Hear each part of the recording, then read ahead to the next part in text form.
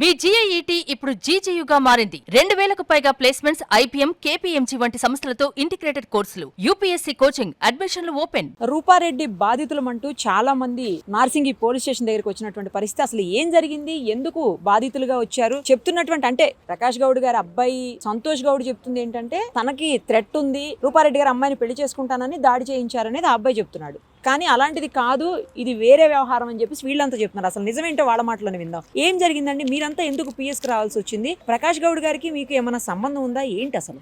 మాకు అసలు ఎమ్మెల్యే గారు ప్రకాష్ గౌడ్ అని మాత్రం వరకే తెలుసు, అంతవరకే. కానీ రూపారెడ్డి అనేది మాకు ఫ్రెండ్. ఈ అజయ్ కుమార్ అని ప్రో హెల్త్ అతను పరిచయం చేశాడు నాకు ఒక 5 years బ్యాక్. నాకు ఇట్లా డబ్బులు అవసరం ఉంది అని తీసుకుంటది, మళ్ళీ ఇస్తుంది, తీసుకుంటుంది, అట్లా ట్రస్ట్ గెయిన్ చేస్తుంది ఫస్ట్ ఎవరి దగ్గరైనా కొత్త పరిచయం అయిన తర్వాత. పాలిటిక్స్ అంటది, రియల్ ఎస్టేట్ అంటది, బ్రోకరింగ్, సంథింగ్ ఏదో ఒకటి. ఆమె బిజినెస్ బిజీగా ఉంటుంది, ఎప్పుడు కూడా పిఎస్ఎల్ చుట్టూ తిరుగుతూ ఉంటుంది. సో అట్లా అట్లా సెటిల్మెంట్లకి ఏదైనా గొడవ వచ్చింది అనుకోండి, ఆమెకు పెద్ద పేరుంది, నేను డబ్బులు ఒక అమ్మాయి దగ్గర ఏదో సెటిల్మెంట్ చేసి డబ్బులు తీసుకుంది.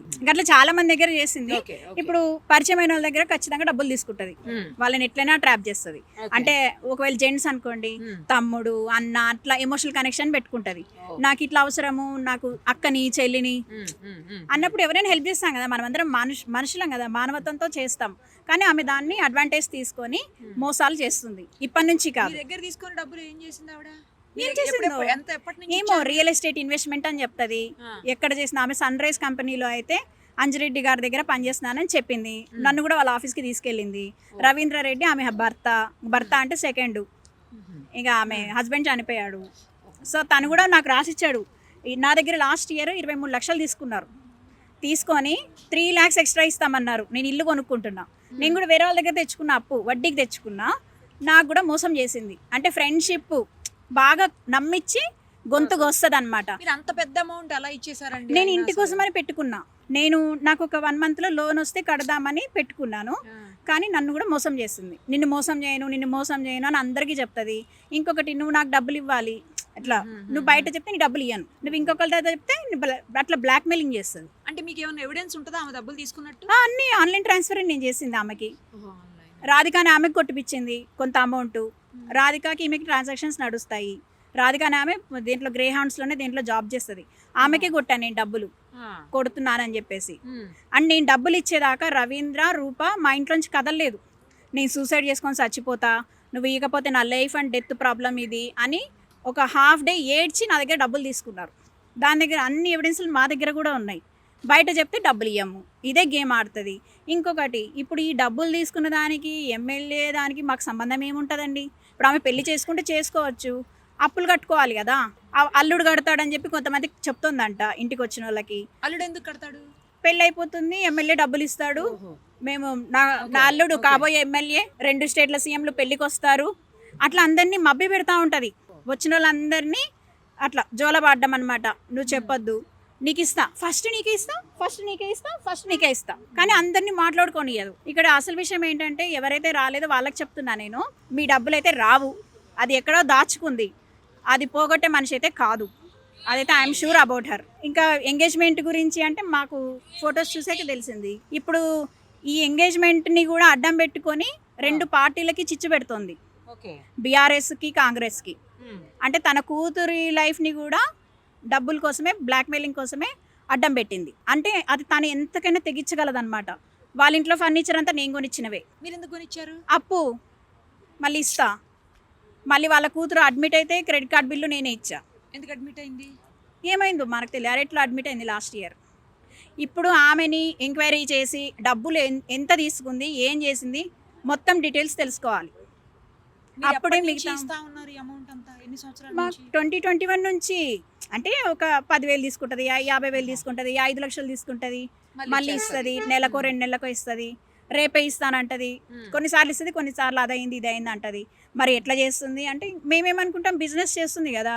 ఆ ఎమ్మెల్యేలు ఫోటోలు అప్పట్లో ఎవరి దగ్గర కేసీఆర్ ఫోటోలు పెట్టుకుంటుంది, కేటీఆర్ ఫోటోలు పెట్టుకుంటుంది.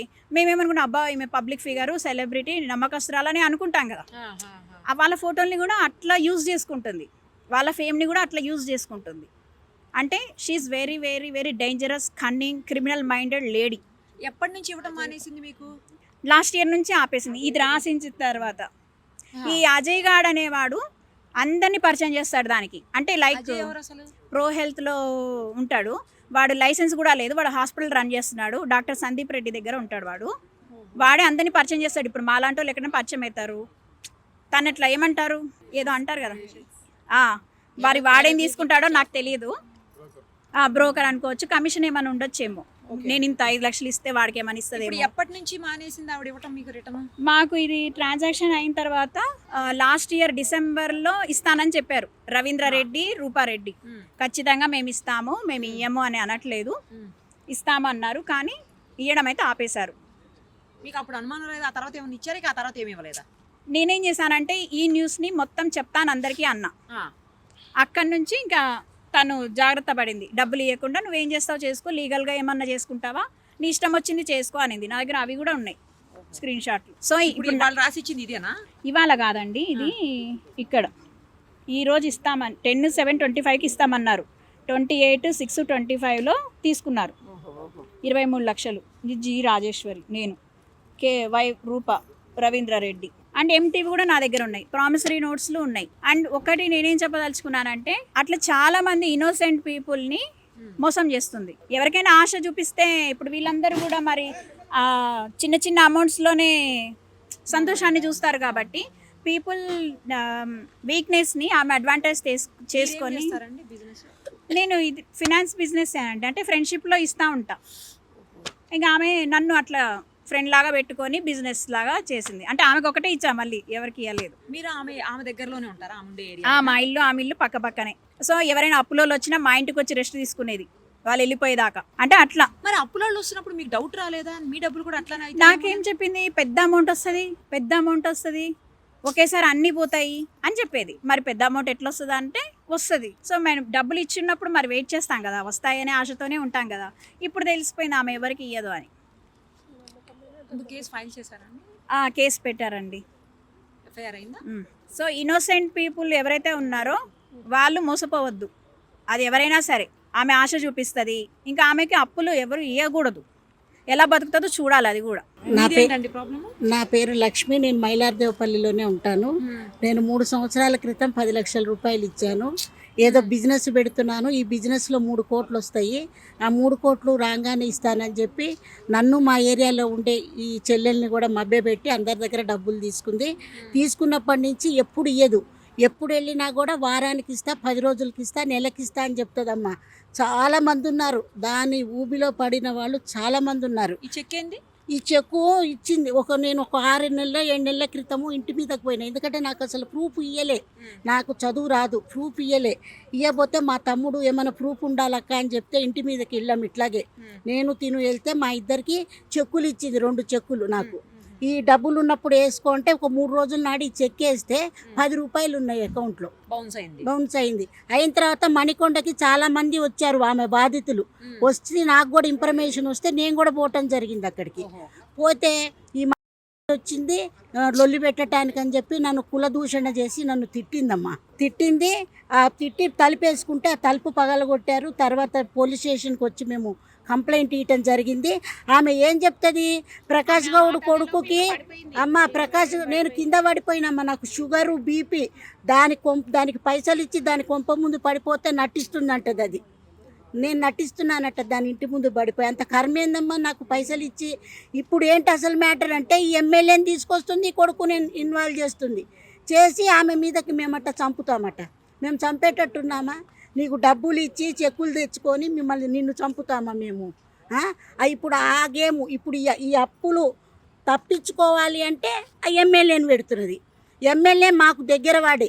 మీరు ఎందుకు ఇచ్చారు? ఏం చేస్తానని? బిజినెస్ చేస్తానండి, ఏదో బిజినెస్ 3 కోట్లు వస్తున్నాయని చెప్పింది.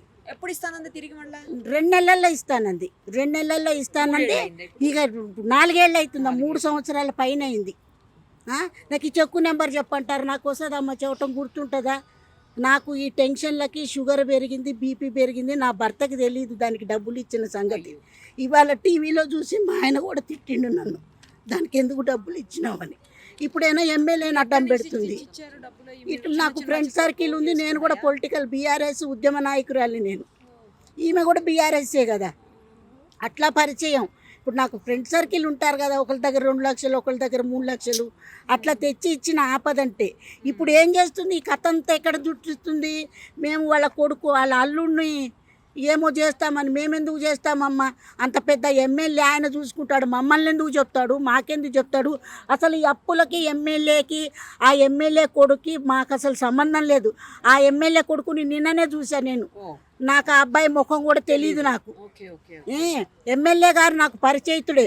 నేను బీఆర్ఎస్ పార్టీ ఆఫీసులో కూడా ఈమె పైసలు ఇవ్వాలని 1 సంవత్సరం క్రితం చెప్పా.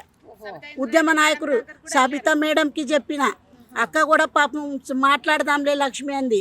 ప్రకాష్ గౌడ్ దగ్గరికి కూడా పోయినా, అన్న నాకు డబ్బులు ఇవ్వాలన్నా అంటే నీ ఇష్టం అక్క, నాకు చెప్పించినావా నాకు తెలియదు అన్నాడు ఆయన. ఇప్పుడు ఏం చేస్తుంది, ఇదంతా తిప్పి ఆ అల్లుడి మీద పెడుతున్నది. చంపటానికి వచ్చారు, మేము చంపుతామట ఆమెని. ఈ అప్పులన్నీ ఎగ్గొట్టడానికి ఆడే నాటకం. ప్రకాష్ గౌడ్కి ఆ అల్లుడికి మాకు ఎటువంటి సంబంధం లేదు. మాకు ఎమ్మెల్యేనే ఆయన, కానీ ఈ పైసలకి ఆయనకి ఎటువంటి సంబంధం లేదమ్మా. నమస్తే అండి, నాది కూడా డబ్బుల సమస్యనే. గత 4 సంవత్సరాల క్రితము నేను డబ్బులు ఇవ్వడం జరిగింది, 20 లక్షల రూపాయలు ఇవ్వడం జరిగింది. నాకు ఏదో బార్ కోడ్లలో బిజినెస్ వస్తుంది, సెట్ అవుతాము, అందులో బాగా డబ్బులు వస్తాయి, అందరము సెట్ అవుతాము, నాకు లాభం వస్తే నేను కూడా మీకు ఇచ్చేస్తానని చెప్పి నన్ను మోసం చేయడం జరిగింది. ఆ డబ్బులు కూడా నా సొంత డబ్బులు కావు, నా స్తోమతకు మించి నేను తప్పు చేశానని చెప్పి నేను గత 2 సంవత్సరాల నుంచి 3 సంవత్సరాల నుంచి నా శిక్ష నేను అనుభవిస్తున్నా. ఎందుకంటే నాకు కూడా ఫ్యామిలీ ఉంది, భర్త ఉన్నాడు, పిల్లలు ఉన్నారు, ఇల్లు ఉంది. మైలార్దేవపల్లి వినాయక్ నగర్ కాలనీలో ఉంటా నేను. నన్ను మోసం చేసి నన్ను ఇట్లా నట్టెట్లా ముంచింది. అసలు మీకు ఎట్లా తెలుసు ఆవిడ? నాకు ఈ అక్కడ మైలార్దేవపల్లికి వస్తుండే, ఎమ్మెల్యే దగ్గరికి వస్తుండే, ఆఫీస్ దగ్గరికి వచ్చినప్పుడు మా ఇంటి ముందర రామాంజనేయులు అనే అబ్బాయి ఉంటాడు, ఆ అబ్బాయి ద్వారా పరిచయం అయింది. నా అక్కడికి వస్తున్నప్పుడు, ఆఫీస్ కాడికి వస్తున్నప్పుడు నేను తనతో ఎప్పుడు మాట్లాడలే, తను కూడా నా దగ్గర ఎప్పుడు మాట్లాడలే. కానీ ఆ అబ్బాయి ఇల్లు మా ఇల్లు ఒకటే దగ్గర ఉంటుంది. అక్క మంచిది, బిజినెస్ చేస్తుంది అక్క, మనకు యూజ్ అవుతుంది చూడని చెప్పి తీసుకొచ్చి నా ఇంట్లో పరిచయం చేసిండు, నా ఇంటికి తీసుకొచ్చిండు, నా ఇంట్లో కూర్చున్నది, తిన్నది. మా అమ్మ ఉండే ఆ రోజు, నిన్న మేము డబ్బుల కోసం అని చెప్పి వెళ్ళినప్పుడు మా అమ్మనే ప్రశ్నిస్తుంది నువ్వెవరు అని. నిన్న వెళ్ళడానికి కారణం ఏంటంటే, మేము గతంలో కూడా 2022లో 2022లో నేను డబ్బులు ఇవ్వడం జరిగింది. 2022 సంవత్సరం నుంచి నేను తిరుగుతూనే ఉన్నా. అంతకుముందు ఇల్లు అక్కడ మర్రిచెట్టు సైడ్ ఏదో కాలనీలో ఉండే, ఆ ఇల్లు ఖాళీ చేసింది. ఖాళీ చేసినప్పుడు నేను ఇల్లు ఎక్కడుంది, అడ్రస్ తెలియదు అని చెప్పి నేను అప్పుడు సూసైడ్ అటెంప్ట్ చేసుకున్నాను. నేను అప్పుడు ఎందుకంటే కాల్ లిఫ్ట్ చేయదని మేడం, నేను ఎప్పుడు ఫోన్ చేసినా కాల్ లిఫ్ట్ చేయకపోతుండే. నాకు ఎక్కడ పోయింది ఏంటిది అనేది చెప్పి నాకు తెలియదు. ఎవరు తెలిసిన వాళ్ళ ద్వారా ఉండి తెలంగాణ భవన్లో మీటింగ్ అవుతుంది, ఆ మీటింగ్ దగ్గరికి వస్తుంది, తను అక్కడికి వస్తే కలుస్తుంది అని చెప్పడం ద్వారా నేను వాళ్ళ సలహాతోనే నేను అక్కడికి వెళ్ళడం జరిగింది. అక్కడికి వెళ్ళిన తర్వాత అక్కడ ఆమెను పట్టుకున్న తర్వాత ఆమె చాలా మందిని చాలా ఎంక్వైరీలు చేసింది, నేను ఇక్కడికి ఎట్లా వస్తున్నాను, ఎవరు చెప్పిండ్రు ఈమెకు అని చెప్పి. అక్కడ నుంచి నేను ఆమె దగ్గర కలిసినప్పుడు నేను ఇంటికి వెళ్ళడం జరిగింది. ఆడవాళ్ళ దగ్గరే తీసుకుంటుందా? ఇక వాళ్ళ దగ్గర ఎట్లా ట్రాప్లో పడేస్తుందో మాకైతే తెలియదు మేడం. మేము ఇచ్చింది అయితే ఆడవాళ్ళమే ఇచ్చినాము. నేను కూడా చేసింది ఈ మహిళా సంఘాల వాళ్ళు నా తరఫున వచ్చిండ్రు. నేను వాళ్ళ దగ్గర నుంచి 2 లక్షలు, 50,000, 3 లక్షలు, 4 లక్షలు వాళ్ళకి అవసరం లేకపోతే నేను తీసుకొని నేను అప్పులు కడుతున్నా, వడ్డీలు కడుతున్నా మేడం. ఇంకా అప్పు కూడా నేను ఎక్కడి నుంచి కట్టాలో తెలియదు. ఈ రోజు నేను మార్కెట్లో నా ఇల్లు అమ్ముకొని నేను రోడ్డు మీదకి వచ్చే పరిస్థితి వచ్చింది. ఎందుకంటే తనలాగా నేను మోసం చేయలేను. నేను అప్పులు చేసిన వాళ్ళ దగ్గర తనలాగా దుర్పాయించి నేను మోసం చేసి, నేను బస్తీలో ఉండే మహిళను మేడం, నేను లోకల్గా ఉంటాను. నేను ఎక్కడో వెళ్ళిపోయి పారిపోయి నేను ఎక్కడో పోయేదాన్ని కాదు. నేను మేడం వీళ్ళ భర్త 3 రోజులు డబ్బులు ఎట్లా ఇచ్చినా ఆ డబ్బులు వచ్చేదాకా వాళ్ళ ఇంట్లోనే ఉండంటే, వాళ్ళ ఇంట్లో కూడా 3 రోజులు ఉన్నది, అసలు ఏం తింటే వీళ్ళ మమ్మీ వెళ్ళి తీసుకొచ్చింది. మని చచ్చిపోతుంది, 3 పిల్లలు ఉన్నారు, మేము డబ్బులు పోతే దానికి ఇచ్చింది, మోసపోయింది, డబ్బులు వస్తాయో రాగా, నా బిడ్డ చచ్చిపోతే నా బిడ్డకు 3 పిల్లలు ఉన్నాయని వాళ్ళ అమ్మ వెళ్ళి తీసుకొచ్చింది. నా భర్త కూడా 10 సార్లు వెళ్ళిండు, మా చెల్లె వెళ్ళింది, మా మరిది వెళ్ళిండు, చాలా మంది. మేము ఇప్పుడు ఆమెకి వచ్చి ఆమె ఇంటికి వచ్చి అప్పులు ఇచ్చిన వాళ్ళు ఈమెను వచ్చి కొడుతున్నారు. వాళ్ళ ఇంటికి తెలుసుకొని వాళ్ళ ఏరియాలోనే ఉన్నారు అప్పులు తెచ్చిన వాళ్ళు, వాళ్ళ ఇంటికి వచ్చి కొడుతున్నారు. పిల్లలు, ఆమె పిల్లలు కూడా మాకు చదువుకు పెడతలేవు, మాకు బట్టలకి ఇస్తలేవు, నువ్వు ఎందుకున్నావే, నువ్వు సావు, ఎవరికో ఇచ్చినావు తీసుకురా డబ్బులు, లేదంటే అడే సావు అన్నది. మందు కూడా పోసుకున్నది. పక్కన ఈయన పరిచయం చేసినాడు, వీళ్ళ ఇంటి పక్కనే ఉంటాడు ఆ అబ్బాయి. ఈమెకు మేము ససదా బస్తాను మేము కూడా ఈమెకి ఇచ్చినాం డబ్బులు. ఎంతమందికి అప్పులు కడుతుందని ఇప్పుడు చెల్లె లేకుండా అన్న లేకుండా మాకు తెలిసిన దాని నుంచి మేము తెచ్చిచ్చినాం. మా అమ్మ కూడా ఇచ్చింది, మా నాయన చనిపోతే ఆ డబ్బులు కూడా తెచ్చి ఇచ్చినాం. ఈమెను ఇడిచి పెట్టుకొని ఈమె చచ్చిపోతే ఈమె పిల్లలు ఎట్లా మేడం? ఇప్పుడు ఆమె అల్లుని రూపారెడ్డి ఇప్పుడు అల్లుని అడ్డం పెట్టుకొని ఆమె ఏదో చెప్తుంది, అల్లుడు చెప్తున్నాడు అంతేగాని ఈమెకు అల్లుడు ఇవాళ 2 నెలల 3 నెలల పరిచయం అయింది. మేము డబ్బులు ఇచ్చి 4-5 నెలలు అయింది. ఈమె కాల్ రికార్డ్ తీసిన అంటున్నాడు ఆ అబ్బాయి. కాల్ రికార్డ్ ఇప్పుడు ఎట్లా తీసిండో అత్తకు ఈమెకు ఎన్ని రోజుల నుంచి కాల్ రికార్డ్ ఉంటే మా కాల్ రికార్డ్ తీయాలి. ఆయన చచ్చిపోయినా ఆయనకు సాగు భయం ఉంది అంటున్నాడు కదా. ఇప్పుడు మరి ఈమె చచ్చిపోతే ఆమె పిల్లలకు ఆమె భర్త కాలుకు బాగాలేదు. వాళ్ళు చిన్న ఏదో బిజినెస్ పెట్టుకొని పని చేసుకుంటున్నారు. వాళ్ళు ఇంటి మేము వెళ్ళినాం మేడం, ఇంటి మీదకి వెళ్ళి గొడవ చేయడానికి వెళ్ళలేదు. మామూలుగా ఈమెకు ఎన్ని తారీఖు చెక్ ఇచ్చింది? మీరు ఫస్ట్ పోయినరా? ఫస్ట్ పోతే చెక్ ఇచ్చింది. ఆ చెక్ ఇస్తే ఆ చెక్ బ్యాంకులో వేసుకుంటే అందులో 9 రూపాయలు ఉన్నాయని బ్యాంక్ మేనేజర్ ఆమెకు ఫోన్ చేస్తే మళ్ళీ ఏమైంది నువ్వు ఇట్లా దొంగ చెక్కులు ఎందుకు ఇచ్చినావు అని పోయి అడగడానికి పోయిండ్రు. ఎవరెవరో వచ్చినని అందరు పోయి ఒకరికొకరికి నువ్వు ఇట్లా ఎందుకు చేస్తున్నావు అని అడగడానికి పోతే ఇంట్లో డోర్ లాక్ చేసుకున్నది. అల్లుని బయటనే పెట్టి అల్లుని బిడ్డని బయటనే పెట్టి డోర్ లాక్ చేసుకున్న డోర్లు తొబ్బిరు. ఎంతగానో అని ఓపిక ఉంటది. ఎన్నిసార్లు అని మేము ఈ రోజే కాదు పోయింది, చాలా సార్లు అయినా. మేము సబితా ఇంద్రారెడ్డి మేడం గారికి చెప్తాం, అక్క మా బాధ ఏదో మేము వెళ్ళగొట్టుకుంటాం చెప్తామంటే వాళ్ళకి చెప్తామంటే వాళ్ళ తను ఇప్పించుకోపోయి మాకెందుకు చెప్తున్నావు? ఈమె మహిళా సంఘం గ్రూప్లలో రాస్తుంది. నాకు కూడా అందరు తెలుసు అంటే ఎమ్మెల్యే ముందు నుంచే పరిచయం వీళ్ళకు. ఎవరికి చెప్పినా కానీ నువ్వు ఏ స్టేషన్ కు పోతావో చెప్పుకో, అక్కడ వాళ్ళు ఎవరన్నా ఇస్తే వాళ్ళ దగ్గరనే తీసుకో. నాకన్నా ఎక్కువ తెలుసా నువ్వు ఏడా చేసుకుంటావు చేసుకో, బయట చెప్తే డబ్బులు రావు అని వాళ్ళు ఇట్లనే సతాయించి 4 ఏళ్ళ నుంచి ఇదే పరిస్థితి. ఈమెకు ఇంట్లో ఈ పరిస్థితి ఉందంటే 2 రోజుల నుంచి అన్నం లేదు. ఈ మనిషి అలానే ఉంది. పిల్లలు చదువుతున్నారు, పిల్లలు కూడా నువ్వు సావు మమ్మీ ఎందుకు నువ్వు వేస్ట్ అని అంటున్నారు. నా భర్త ఈ రోజు ఇంట్లో నుంచి వెళ్ళిపోమని రాత్రి బయట వండుకొని వచ్చింది. మేము ఈ రోజు లేచి రాత్రి ఇంట్లోకి వెళ్ళి వెళ్ళదొబ్బిండు భర్త. పిల్లలు ఎవ్వరు నమ్మతలేరు తల్లిని.